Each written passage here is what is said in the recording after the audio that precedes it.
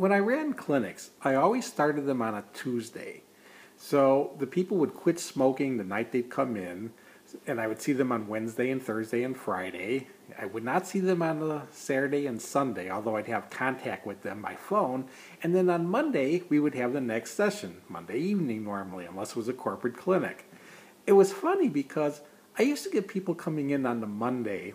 Now, keep in mind, they'd been off smoking for almost an entire 6 days now, who told me that the weekend went better than they anticipated. Because people are panicked. They're really worried when they're leaving on that Friday night, like, oh, they're not going to see us until the weekend. And generally, though, and I do have some contact with them, but the weekend goes better than they thought. But on Monday morning, they would tell me they really had a hard time getting up. And they kind of had a hard time getting going. They didn't really want to get out of bed. And they're writing this off automatically to the fact that, they'd quit smoking on the Tuesday. Now, I got to point something out about these people. The vast majority of them are people who have not wanted to get out of a bed on the Monday morning since kindergarten.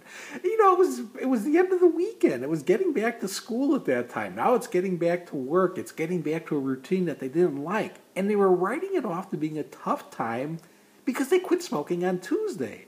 This is important to understand, that things that you didn't like doing before, that weren't tremendously enjoyable before, they're not going to likely be terribly enjoyable now. And getting out of bed on a Monday morning is one of those things.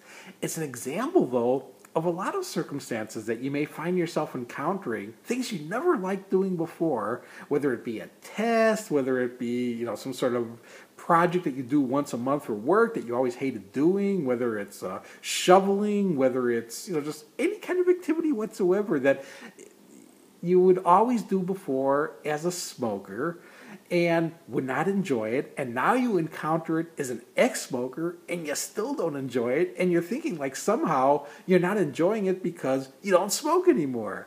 It's important to not write off every negative feeling you have to not smoking. The Monday morning is just one example, but it's one that people need to be prepped for. The first one's going to be irritating. You know what? The second Monday it will be irritating. The third Monday will be irritating. All your future Mondays will probably be irritating until you retire. But again, smoking isn't playing into that variable one way or the other. So be careful over the long term now, not writing off all negative feelings to not smoking. Some of it, it's just life going on without smoking, and things that were irritating before will be irritating again. Although the irritation won't be causing a loss of nicotine and putting you into drug withdrawal. So even though it'll still be irritating, you won't have withdrawal complicating it, meaning it'll probably be less irritating than it was when you were a smoker.